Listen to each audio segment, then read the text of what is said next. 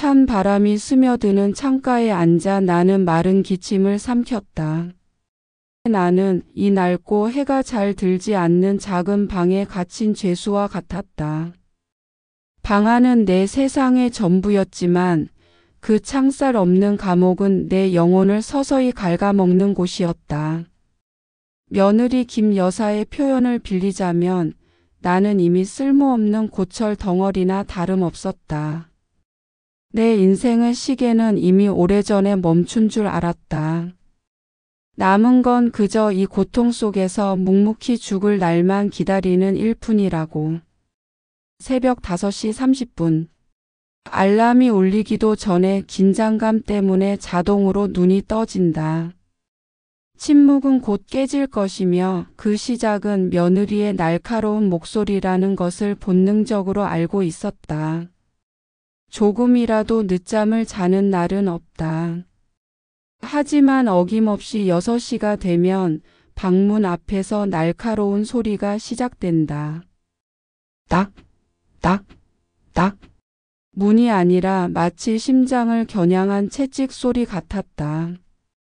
며느리는 손가락 마디로 내 방문을 세게 찍어 누르며 경고했다. 그 소리는 내가 이곳에 존재하는 것은 민폐다라고 내까리는 듯 했다. 어머니, 해가 중천인데 아직도 누워 계세요? 살림은 누가 하나요? 아침밥은 제 시간에 먹어야 하는 거 모르세요? 나는 허둥지둥 일어나 이불을 갠다. 며느리는 내가 덮었던 이불에 각이 조금이라도 맞지 않으면 기어코 트집을 잡고야 마는 사람이었다. 뭘 보고 배웠길래 이렇게 대충 하세요? 정신 좀 차리세요. 사소한 모든 것이 나에게는 게으름이라는 족쇄가 되어 죄가 되었다. 나는 내가 숨 쉬는 것조차 이 집에 큰 폐를 끼치는 것만 같았다. 며느리의 학대는 손찌검이 아니었기에 더 교묘하고 지독했다. 그것은 나를 향한 정신적 살해였다. 그녀는 나를 감정 쓰레기통처럼 사용했다. 어머니, 제가 어제 그 거래처 때문에 얼마나 스트레스를 받았는지 아세요? 어머니는 집에서 편하게 주무셨겠지만 저는 피 말리는 하루를 보냈어요. 어머니가 살아계신 것 자체가 저희에게 짐이에요. 며느리는 항상 자신의 불행, 직장 스트레스, 심지어 아들과의 부부싸움에서 생긴 분노까지 나에게 전가했다. 내가 살아있는 것 자체가 이 가족에게 재정적 부담이자 감정적 짐이라는 것을 매일 주입했다. 이 말이 가장 고통스러웠다. 이 말들은 내 영혼을 갉아먹는 독약이었다. 식사 시간은 굴욕의 시간이었다. 밥상에는 늘 며느리 가족이 먹고 남긴 찬밥과 국이 놓였다. 며느리는 내가 음식을 많이 먹을까봐 불안했던 것 같다. 그녀는 밥을 푸기 전에 항상 밥솥을 열어 남은 밥의 양을 확인시켜주며 말했다.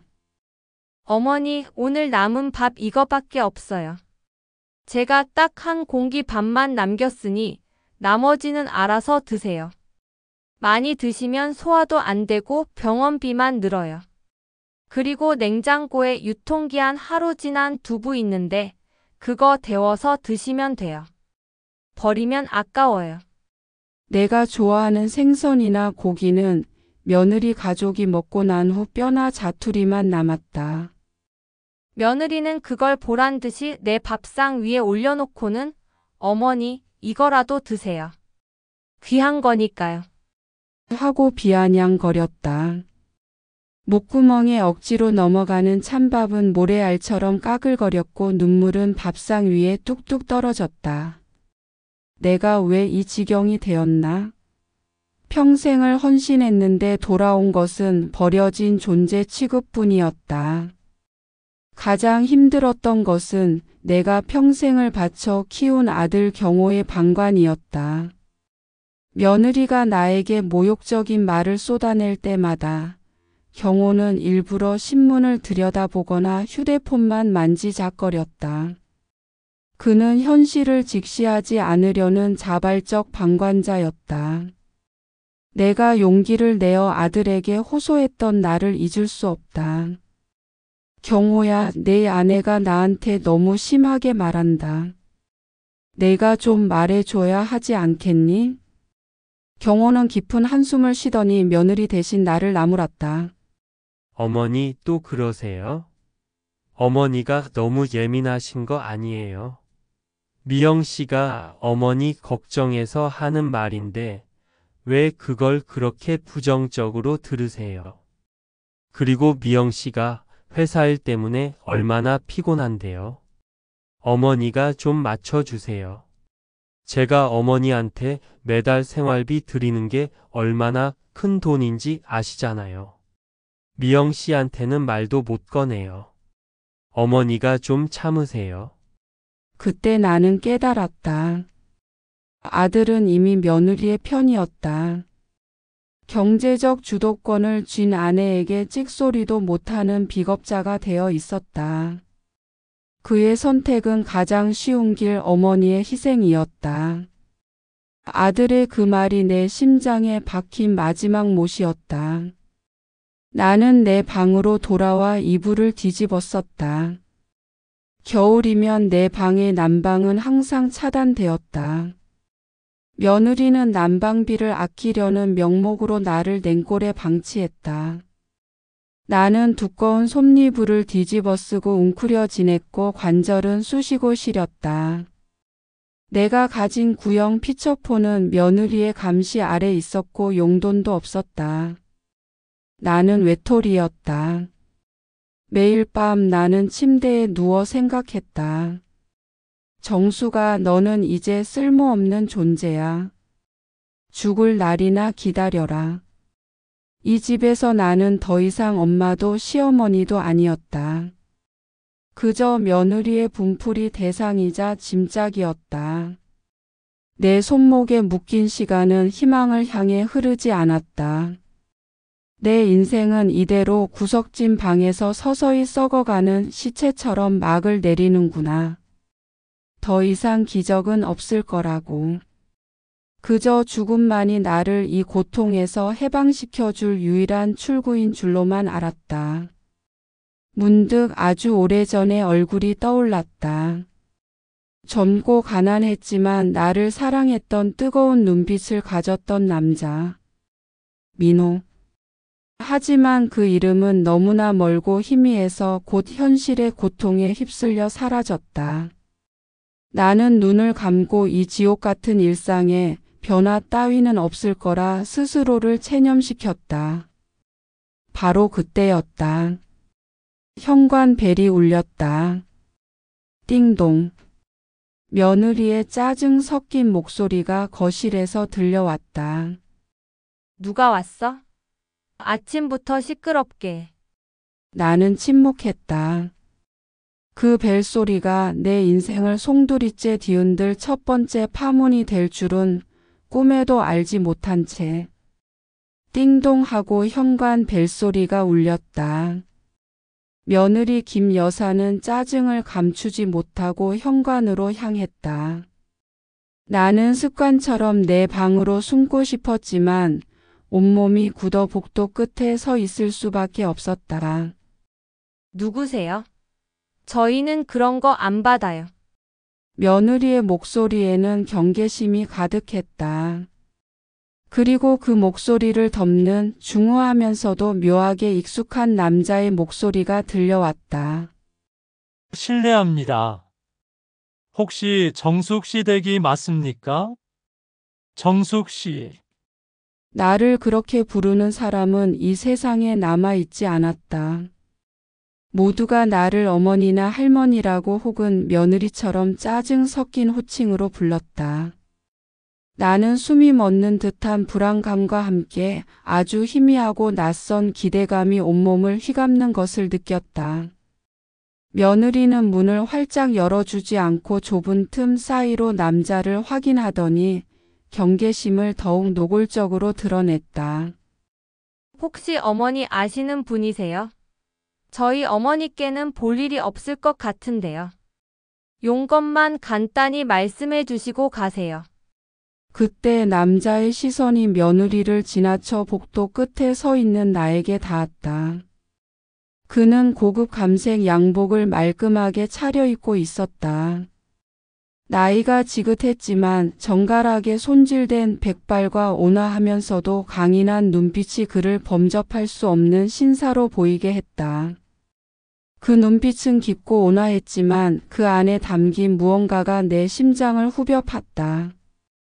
50년의 세월을 뛰어넘어 가난했지만 뜨거웠던 청년의 눈빛과 겹쳐졌다. 그가 낮은 목소리로 세상에서 가장 오래된 비밀을 꺼내듯 천천히 말했다. 정수가 정말 너 맞구나. 나 민호야. 강민호, 민호, 강민호. 그 이름 석자가 내 귀에 박히는 순간 50년 전의 모든 기억이 폭포수처럼 쏟아져 내렸다. 가난하다는 이유로 집안의 맹렬한 반대에 부딪혀 헤어져야 했던 내 20살 시절의 전부였던 남자. 내가 평생 동안 잊으려 애썼던 내 삶의 가장 찬란했던 한 조각. 나는 심장이 밖으로 튀어나올 듯 쿵쾅거렸다. 며느리의 구박 속에서 잊고 살았던 나 정숙이라는 이름, 나의 존재 가치를 되찾은 기분이었다.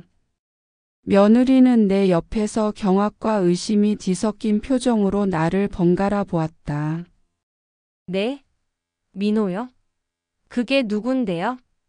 어머니 거짓말하시는 거죠? 갑자기 첫사랑이라니? 저희 집에 왜 오신 거예요? 민호는 나를 향해 온화하게 미소 지으며 며느리에게 대답했다. 그의 목소리에는 단호함이 깃들어 있었다. 네, 아주 오래된 친구입니다. 사업차 잠시 한국에 들어왔는데 정숙이 얼굴이 보고 싶어서. 그리고 혹시라도 정숙이가 어렵게 지내는 건 아닌지 걱정이 되어서 들렀습니다. 사업? 며느리의 눈에 경계심이 날카롭게 섰다. 나는 부끄러움에 온몸이 달아올랐다. 이 좁고 누추한 집 며느리에게 멸시받는 이 비루한 현실을 그에게 들키고 싶지 않았다. 나는 고개를 숙였다. 내가 민호에게 해줄 수 있는 건 이 초라함을 숨기는 것뿐이었다. 그때 민호가 안주머니에서 매끈한 명함 지갑을 꺼내더니 명함을 한 장 꺼내 며느리에게 내밀었다. 이게 제 명함입니다. 며느리는 마지못해 명함을 봤더니 그 위에 적힌 글자를 읽었다. 그리고 그녀의 눈이 화산처럼 폭발하듯 커지는 것을 나는 똑똑히 보았다. 동공이 순식간에 확장되며 그 안에 탐욕과 놀라움 그리고 엄청난 계산이 번져나갔다. M&K 그룹 회장 강민호. M&K 그룹. 전 세계 물류 및 첨단 기술 산업을 선도하는 감히 일반인이 상상조차 할 수 없는 거대 기업이었다. 그가 50년 전 가난했던 청년 민호가 상상조차 할 수 없는 거물이 되어 내 앞에 나타난 것이다.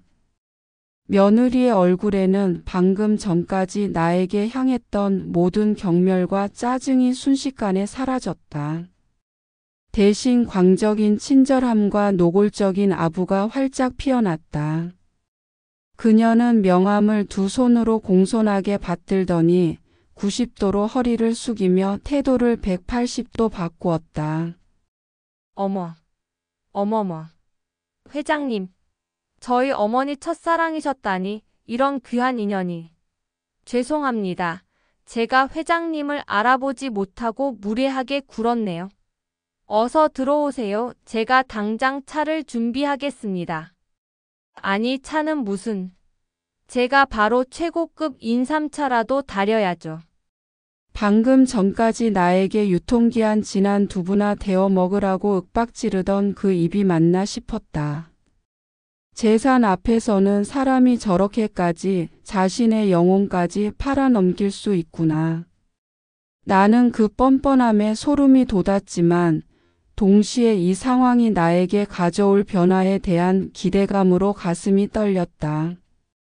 민호는 며느리의 요란한 환대를 뒤로하고 한 걸음 한 걸음 나에게 다가왔다. 그는 내 곁에 섰다. 그가 내 옆에 서 있는 것만으로 이 좁고 추웠던 방이 세상의 중심이 된 듯한 착각에 빠졌다. 그는 내 귀에만 들리도록 아주 작은 목소리로 속삭였다. 정수가, 나 내 소식 다 들었어. 아들 내외가 너를 홀대하고 있다는 거 다 알았어. 이제 괜찮아. 내가 왔어. 네가 겪은 고통, 이제 끝낼 수 있어. 그의 말이 내 몸에 닿는 순간 50년 동안 꽁꽁 얼어붙어 있던 내 심장 한구석이 쨍그랑 금이 가는 소리가 들리는 듯 했다. 지난 세월의 서러움, 아들의 배신감, 며느리의 학대 그 모든 무게가 일순간 가벼워지는 기분이었다. 민호의 등장은 이 지옥 같던 내 삶에 들이닥친 첫 번째 파문이자 신이 내린 기적이었다. 나는 눈물을 글썽이며 그저 멍하니 고개만 끄덕일 수밖에 없었다. 이 사람이 정말 그 가난했던 민호가 맞나? 그리고 이 모든 것이 나의 운명을 송두리째 뒤바꿀 서막임을 예감하면서 며느리는 벌써부터 최고급 찻잔을 꺼내고 거실 바닥에 먼지가 있나 없나 살피며 호들갑을 떨고 있었다. 그녀의 눈빛은 이미 내가 회장님의 새 어머니가 된다는 망상으로 가득 차 있었다. 민호가 이 집을 방문한 그날 오후부터 세상은 완전히 뒤집어졌다. 아니, 정확히는 며느리 김 여사의 태도가 뒤집어졌다. 민호는 예의 바르게 차를 마시고 나와 조용히 안부를 나눈 후 돌아갔다. 그는 떠나기 전 내게 명함 한 장을 건네며 말했다. 정수가, 내일 이 시간에 다시 올게. 할 이야기가 많아. 그때까지 몸 편히 쉬고 있어. 며느리는 그 명함을 보더니 민호가 떠나자마자 나에게 달려들었다. 어머니, 왜 이제야 말씀하세요? 강 회장님과 이렇게 깊은 인연이 있으셨으면서. 그녀는 나를 붙들고 눈물을 글썽이는 신용까지 했다. 어제까지 나를 짐 취급하던 그 입이 맞나 싶었다. 그날 저녁부터 며느리의 행동은 광적이었다. 식탁 위에는 더 이상 찬밥이나 남은 자투리 반찬이 없었다. 며느리는 최고급 한우를 사와 정성껏 구웠고 내 밥그릇에는 늘 흰쌀밥과 신선한 나물 반찬이 먼저 올라왔다. 어머니 혹시 입맛 없으신 건 아니죠? 제가 회장님께 대접할 음식을 연습하느라. 드시고 솔직하게 평가 좀 해주세요. 이제 어머니가 건강하셔야 회장님하고 좋은 말씀도 오래 나누시죠. 그녀의 모든 친절에는 강 회장님의 재산과 M&K 그룹의 후광이 아른거렸다. 어머니, 회장님께서 어제 어머니께 명함을 건네실 때 얼마나 눈빛이 애틋하시던지. 제가 다 감동했어요. 역시 어머니와 회장님은 운명이셨어요. 저희는 두 분이 다시 맺어지는 걸 적극적으로 응원할게요. 회장님도 이제 혼자시잖아요. 며느리의 말에는 노골적인 계산이 숨어 있었다. 그녀는 내가 강민호 회장과 재혼하여 자신들이 그 막대한 부와 연결되기를 바랐다. 심지어 나에게 직접적으로 회장님께 저희 아들도 소개해 주시면 좋겠다는 말까지 꺼냈다. 회장님, 저희 애아빠가 회장님 그룹에서 일할 수 있다면 얼마나 좋을까요? 어머니 덕분에 저희 집안이 빛을 보는 거죠. 저희도 이제 어머니를 더 잘 모실 거예요.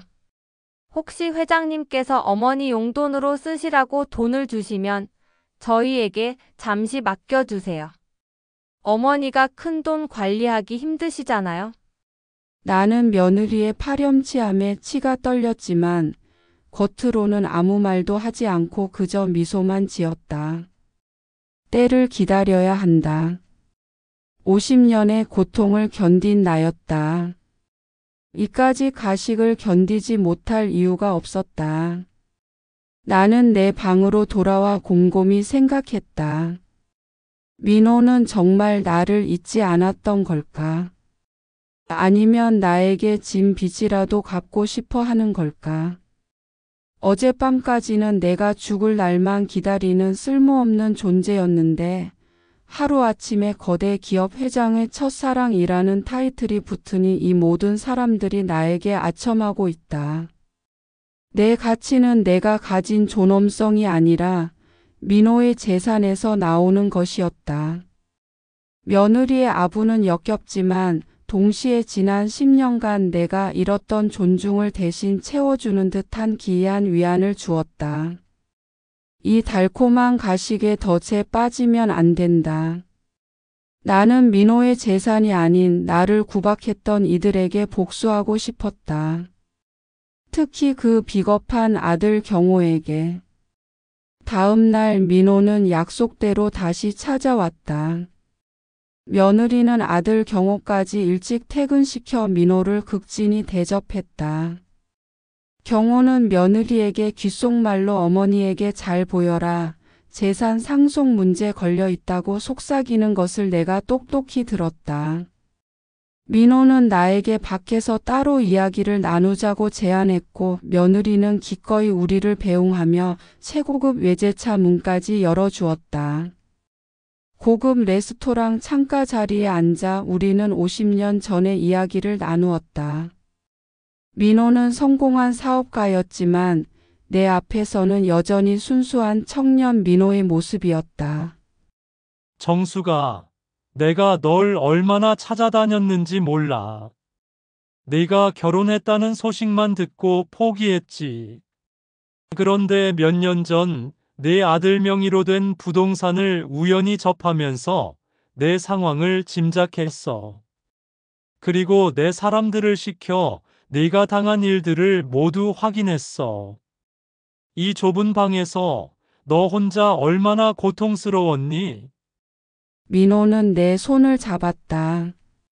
그의 손은 따뜻하고 강인했다. 나한테 사과할 기회를 줘. 그리고 복수할 기회도. 정수가 네가 원하는 대로 해. 내가 며느리한테 당한 만큼, 아니 그보다 더 통쾌하게 되갚아줘. 내가 너의 방패막이 되어줄게. 내가 너에게 이 모든 것을 할 수 있는 힘을 줄게. 그의 제안은 단순한 재결합이 아니었다. 그것은 나에게 새로운 인생과 함께 지난 날의 모든 억압으로부터 해방될 수 있는 무기를 건네는 것이었다.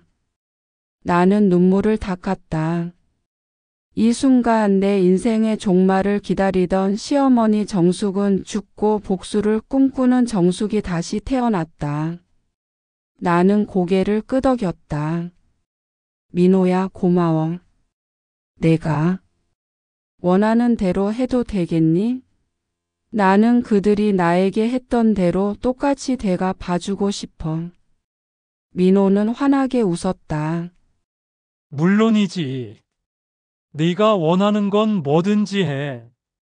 민호와의 레스토랑 회동은 단순한 재회가 아니었다. 그것은 내 인생 이막의 시작을 알리는 천둥소리 같은 선언이었다.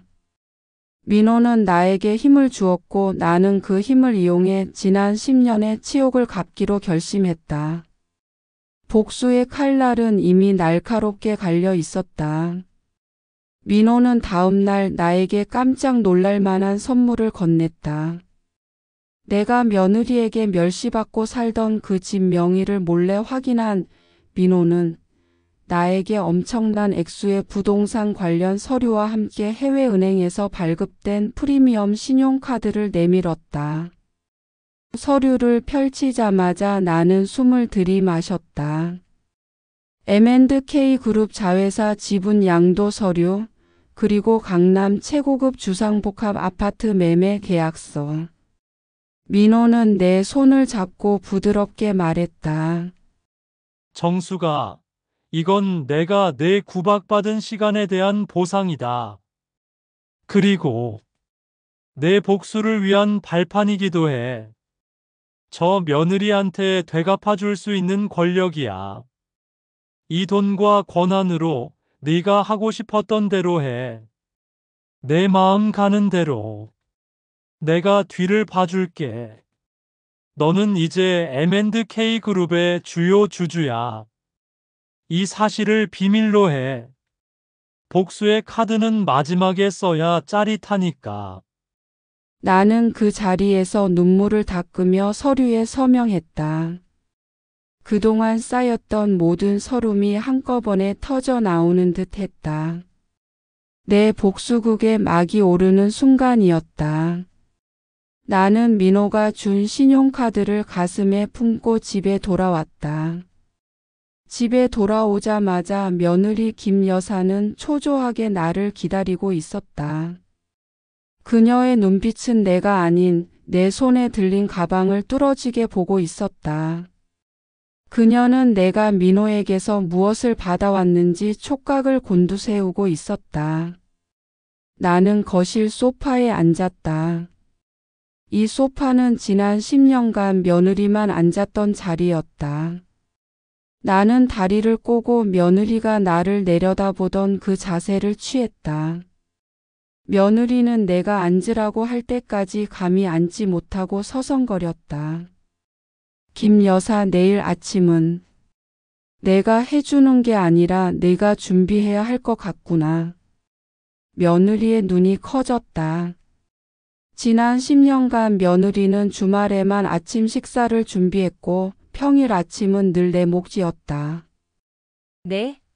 어머님, 제가 새벽부터 회사 가야 하는데요. 그리고 어머님 손맛이 더 좋으시지 않아요?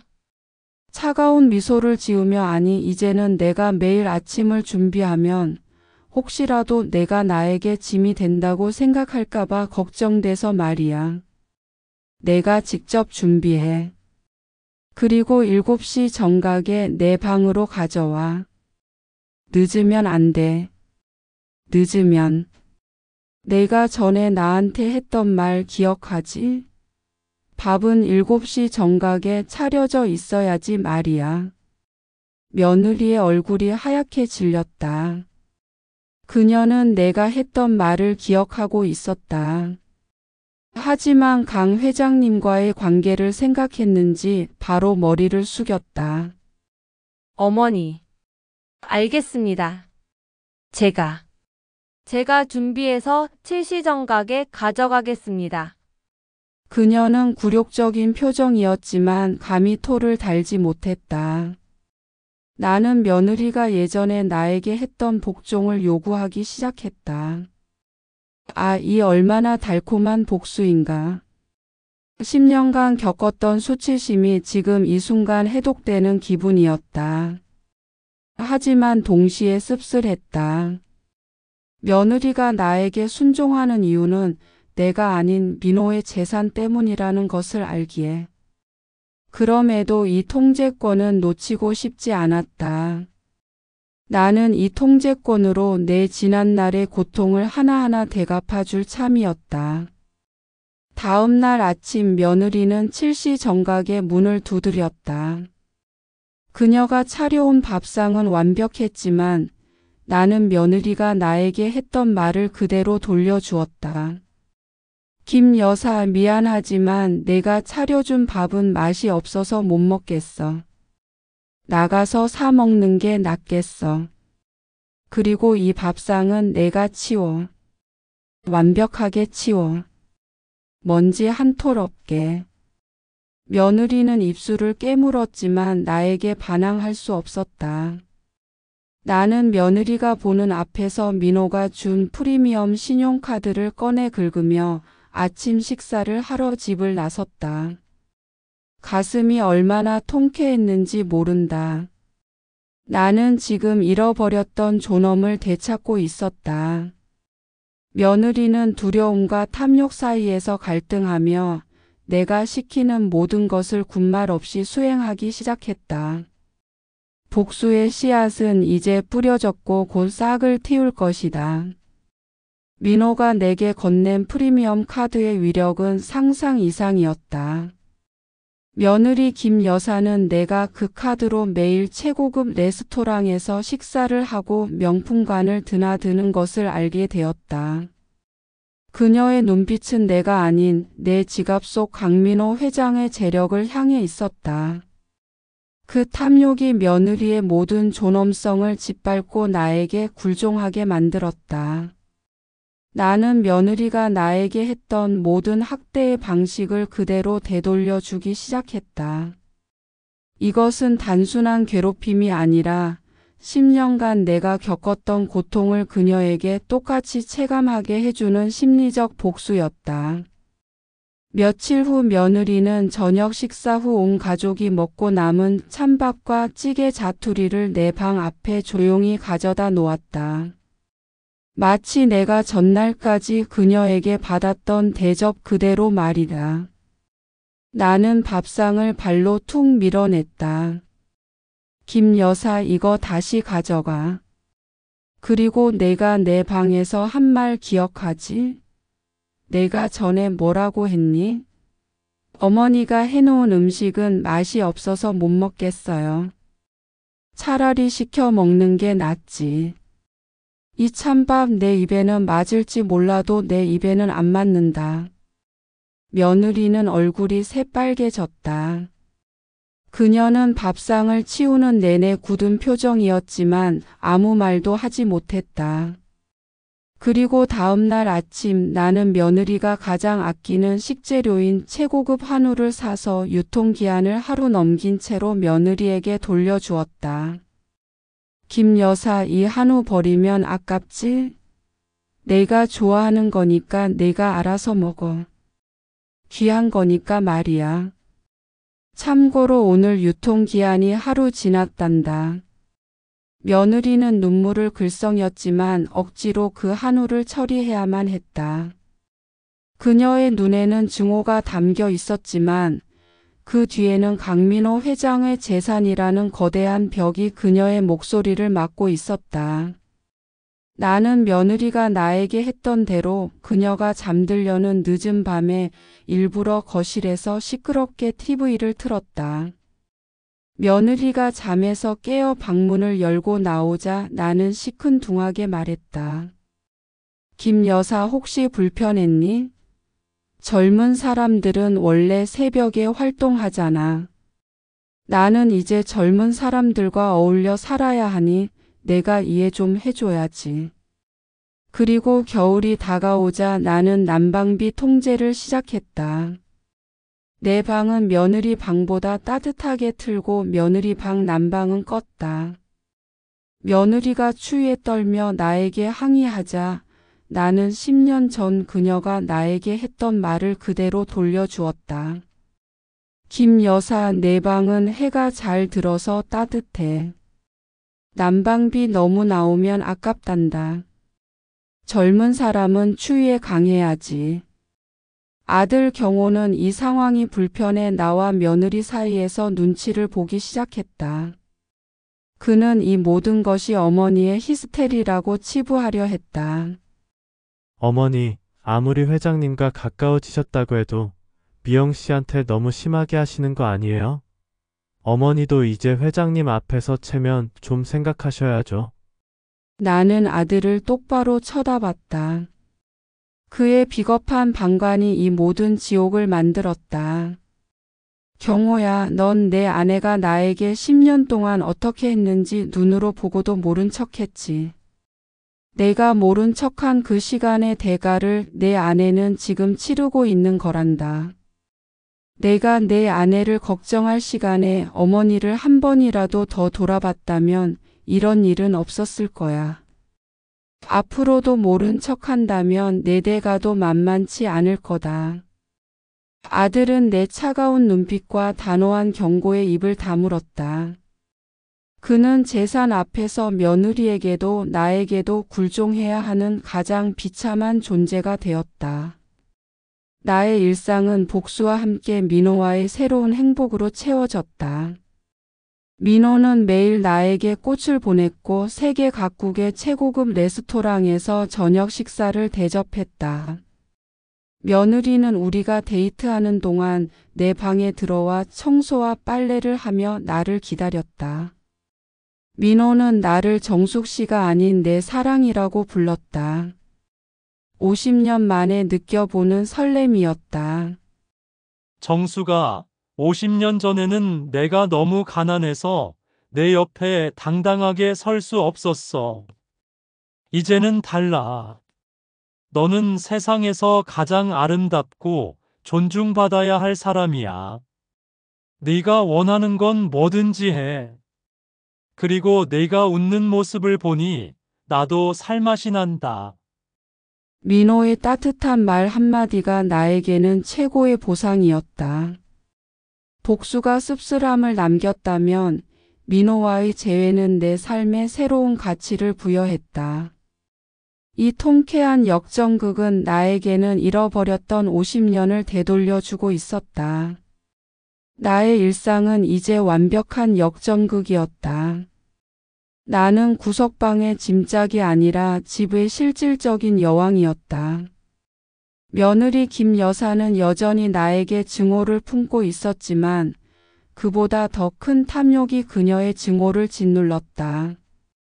그녀는 내가 강민호 회장과 곧 재혼할 것이며 자신이 M&K 그룹의 안주인 자리를 꿰찰 수 있는 유일한 통로가 나라는 사실을 누구보다 잘 알고 있었다.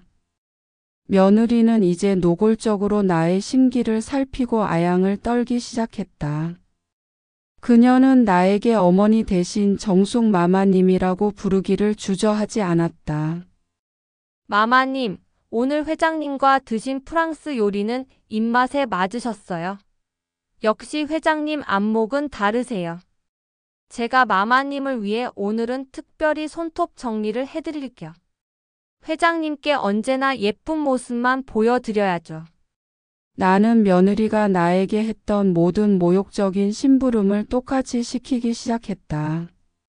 예전에 며느리는 나에게 자기 방의 구석진 먼지를 닦으라고 시키며 어머니는 돋보기가 있으시니 먼지 한 톨도 잘 찾으시겠죠라고 비아냥거렸다. 김 여사, 내 방 서랍장 뒤쪽에 먼지가 좀 쌓인 것 같구나. 내가 돋보기를 쓰고라도 확인해봐. 그리고 내가 전에 내 방 청소할 때 그랬지? 발이 없어요? 내 발로 밟고 다니는 곳은 항상 깨끗해야지. 무릎으로 꿇고 청소하렴. 며느리는 입술을 깨물었지만 돋보기를 들고 무릎을 꿇은 채 청소를 시작했다. 나는 그 모습을 소파에 누워 힐끗 바라봤다. 이 광경을 보면서 얼마나 속이 후련했는지 모른다. 10년의 서름이 이 작은 복수를 통해 뿜어져 나오는 듯 했다. 며느리가 가장 괴로워했던 것은 내가 그녀의 사회적 체면을 통제하기 시작했다는 것이다. 며느리는 매주 주말마다 절친한 친구들과 브런치를 즐기는 것을 최고의 자랑으로 여겼다. 나는 그녀의 약속 당일 아침 미영이 가장 아끼는 명품 코트를 숨겨놓고 지시했다. 김 여사, 오늘 내 속옷이랑 양말이 좀 많이 쌓였네. 내 친구들 만나기 전에 이 빨래부터 해. 그리고 손빨래 해야 하는 고급 소재들이니 세탁기에 넣지 말고 내 손으로 직접 해. 전에 내가 나한테 어머니가 해놓은 세탁은 성에 안 차서 다시 해야 한다고 했지. 내 솜씨로 직접 해보렴. 며느리는 약속 시간에 늦을까봐 울상이 되었지만 감히 항의할 수 없었다. 친구들에게 둘러댈 핑계를 찾던 그녀는 결국 약속을 취소했고 분노를 사귀며 빨래를 하는 수밖에 없었다. 그녀는 사회적으로 고립되었을 때의 고통이 찬밥을 먹는 고통보다 더 크다는 것을 깨달았을 것이다. 이는 과거 며느리가 나를 외부와 철저히 단절시켰던 방식 그대로였다. 민호는 나의 복수국이 최고조에 달했을 때 중요한 카드를 꺼냈다. 며칠 후 민호는 나에게 저녁 식사 초대장을 건넸다. 그리고 그 자리에는 며느리와 아들도 함께 초대되었다. 정수가, 그리고 미영 씨, 경호 씨. 내일 저녁 식사 자리에서 나는 정수기와의 미래에 대한 중요한 결정을 발표할 생각입니다. 이 결정은 여러분 가족의 미래에도 큰 영향을 미치게 될 겁니다. 며느리와 아들은 이 소식에 흥분을 감추지 못했다. 며느리는 벌써부터 나에게 와서 어떤 옷을 입어야 할지, 어떤 말을 해야 할지 물어보며 굽실거렸다. 그들은 내가 당연히 민호와 재혼할 것이고 자신들이 M&K 그룹의 후광을 얻을 수 있으리라 확신하고 있었다. 아들 경호는 나에게 와서 어색하게 어깨를 주물러 주며 말했다. 어머니, 이제 저희 가족 다 잘 될 거예요. 어머니 덕분이에요. 그 위선적인 손길이 역겨웠지만 나는 미소 지었다. 그래, 너희들 기대대로 될 거야. 너희들의 미래가 뒤집어지는 결정이 될 테니. 나는 속으로 승리의 쾌재를 불렀다. 며느리와 아들의 탐욕은 이제 최고조에 달했다. 이 높이에서 떨어뜨리는 것이 가장 통쾌한 복수가 될 것이다. 내일 드디어 이 지독한 복수극의 하이라이트가 시작될 것이다. 내가 겪은 10년의 서름을 단숨에 날려버릴 가장 통쾌한 반전이 기다리고 있다. 다음 날 저녁 우리는 강민호 회장이 예약했다는 시내 최고급 호텔의 프라이빗 다이닝 룸에 모였다. 며느리 김 여사는 가장 비싼 한복을 차려입고 입이 귀에 걸려 있었다. 아들 경호 역시 오랜만에 말끔한 정장 차림이었다. 그들의 눈은 이미 M&K 그룹의 주식과 부동산을 머릿속에서 계산하고 있었다. 며느리는 식사 내내 민호의 말 한마디, 행동 하나하나에 과장된 리액션을 하며 아양을 떨었다. 회장님, 저희 어머니가 얼마나 섬세하시고 마음이 고우신지 아세요? 두 분이 다시 맺어지시면 저희 가족에게도, 아니 어머니에게도 정말 큰 복이 될 거예요. 저희가 두 분을 최고로 모실게요. 나는 며느리의 위선적인 태도를 묵묵히 지켜보며 손에 쥔잡고 얇은 서류 봉투를 꽉 쥐었다. 때가 되었다. 모든 음식이 끝나고 며느리가 가장 좋아하는 고급 샴페인이 테이블 위에 올려졌다. 민호가 잔을 들었고 모두의 시선이 그에게 집중되었다. 며느리는 흥분으로 숨까지 헐떡이는 것 같았다. 정수가, 그리고 미영 씨, 경호 씨. 오늘 이 자리에서 나는 정수기와의 미래에 대한 중요한 결정을 발표할 생각입니다. 잠깐의 침묵 후 민호가 입을 열었다. 그의 목소리는 단호했지만 나를 향한 시선은 따뜻했다. 정수기와 나는 재혼하지 않기로 결정했습니다. 식탁 위에는 일순간 정적이 흘렀다. 며느리의 얼굴에서 핏기가 싹 가셨다. 그녀의 입이 떡 벌어졌고 눈은 절망과 혼란으로 가득 찼다. 아들 경호 역시 당황한 기색이 역력했다. 네? 회장님 갑자기 무슨 말씀을? 그럴 리가 없어요. 어머니와 회장님은 운명이신데. 며느리는 나를 노려봤다. 내가 회장님을 꼬시지 못했느냐는 비난이었다. 회장님, 오해가 있으신 것 같습니다. 어머니가 뭘 잘못하셨나요? 나는 자리에서 일어났다. 이제 내가 나설 차례였다. 나는 며느리와 아들을 내려다보며 지난 10년 동안 내가 당했던 모든 모멸감을 담아 차갑게 미소 지었다. 김 여사, 내 기대와는 다르게 됐지? 나는 더 이상 그 누구에게도 구속받고 싶지 않아. 특히 너희처럼 짐이라고 말하는 사람들에게는. 나는 손에 쥐고 있던 얇은 서류 봉투를 테이블 위에 던지듯 내려놓았다. 그 순간이 내 복수극의 하이라이트 세 번째 반전이었다. 그리고 김 여사, 너희가 착각하고 있는 사실이 하나 있어. 나는 더 이상 이 집의 구박받는 시어머니가 아니야. 나는 이제 너희에게 얹혀 살지도 너희의 눈치를 보지도 않아. 나는 민호가 준 서류 봉투에서 몇 장의 서류를 꺼내 며느리 앞에 펼쳐 보였다. 옆에서 미소 지으며 선언한다. 정수기는 나의 오랜 친구이자 동반자로서 M&K 그룹의 주요 자회사 지분을 양도받았네. 그리고 이 외에도 정수기 명의로 된 상당한 자산이 확보되었지. 정수기는 이제 독립된 자산가라네. 아들 경호 역시 눈앞의 서류를 믿을 수 없다는 듯 몇 번이고 눈을 깜빡였다. 그리고 나는 가장 통쾌한 한 방을 날렸다. 그리고 김 여사, 경호야. 너희가 살고 있는 그 집. 오늘부터 그 집 명의는 내 이름으로 바뀌었단다. 너희는 나에게 새들어 사는 신세가 된 거야. 내가 예전에 너희에게 얹혀 살며 구박받았던 것처럼. 며느리는 비명을 지르듯 의자에서 일어나더니 바닥에 주저앉았다. 아들은 혼비백 사나여 얼굴이 흑빛이 되었다. 그들이 그렇게 갈망했던 재산, 그들의 생활 터전, 그 모든 것이 한순간에 나의 것이 되었다.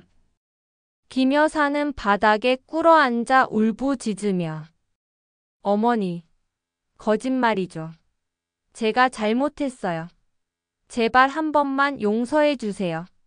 어머니, 저희 집을. 그녀의 울음 속에는 회장님의 돈을 놓친 절망과 함께 이제 집에서 쫓겨날지도 모른다는 공포가 뒤섞여 있었다. 나는 그녀의 눈물을 동정하지 않았다. 내 지난 10년의 눈물에 비하면 저것은 아무것도 아니었다.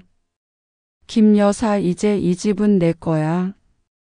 너는 나에게 얹혀 사는 신세가 된 거지. 내가 예전에 내게 구박받았던 대로 이제부터 내가 나에게 복종할 차례야. 싫다면 나가도 좋아. 나는 기꺼이 너희를 내쫓을 준비가 되어 있단다. 나는 민호와 함께 그 자리를 박차고 나왔다. 민호와 함께 호텔을 나서며 나는 깊은 해방감을 느꼈지만 동시에 마음 한구석이 무거웠다. 그들의 절망적인 얼굴이 자꾸 아른거렸다.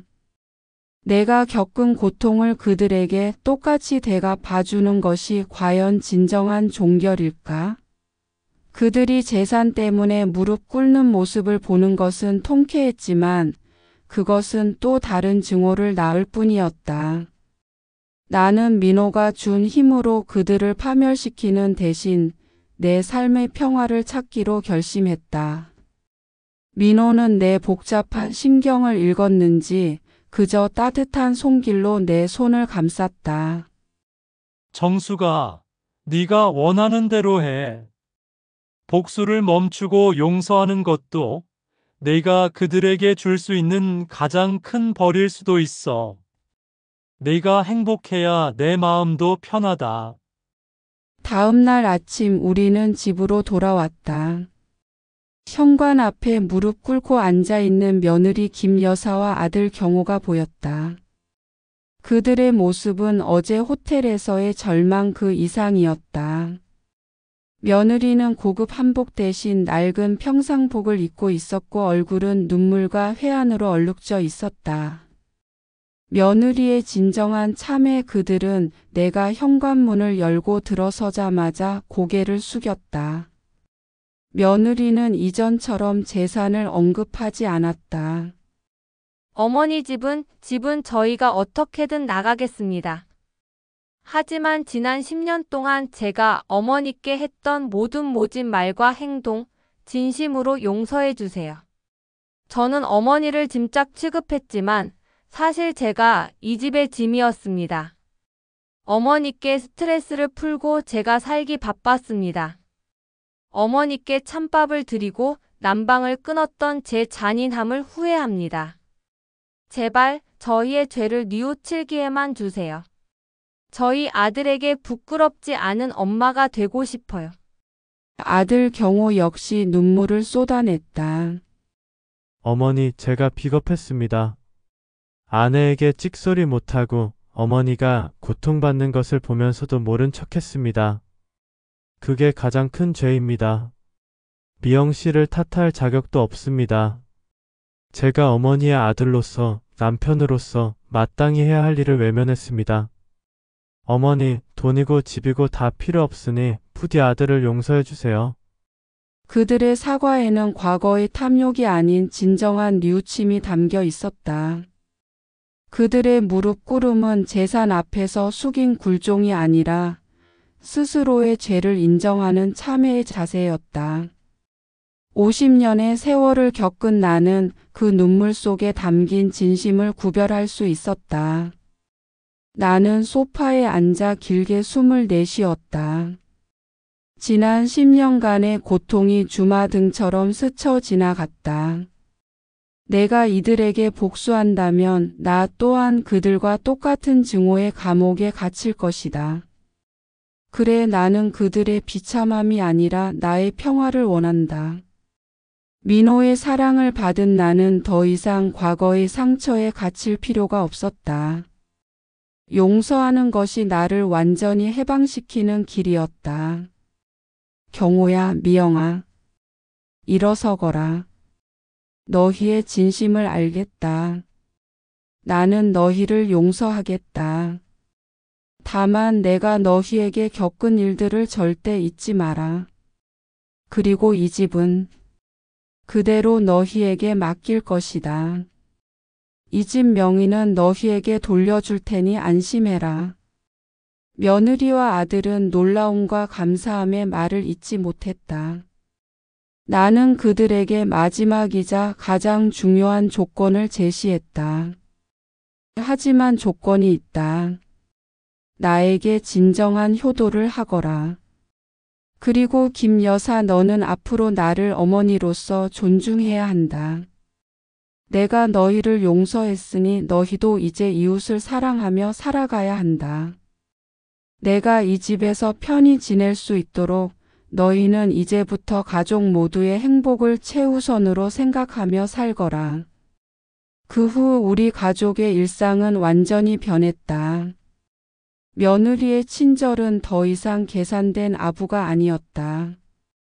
그녀는 매일 아침 따뜻한 차를 내 방으로 가져왔고 내가 좋아하는 음식들을 정성껏 준비했다.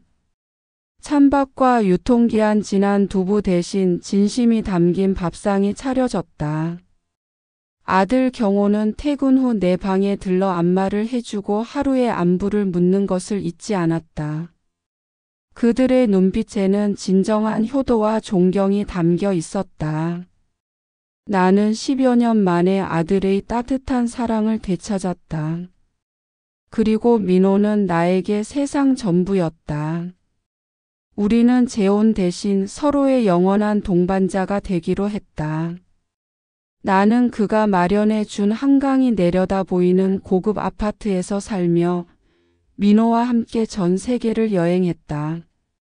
그는 내가 꿈꿨던 모든 것을 현실로 만들어 주었고 나는 그의 곁에서 가장 아름다운 노년을 보내고 있다. 구박받던 시어머니였던 나는 이제 자식의 효도를 받고 평생의 사랑을 되찾은 세상에서 가장 행복한 여자가 되었다.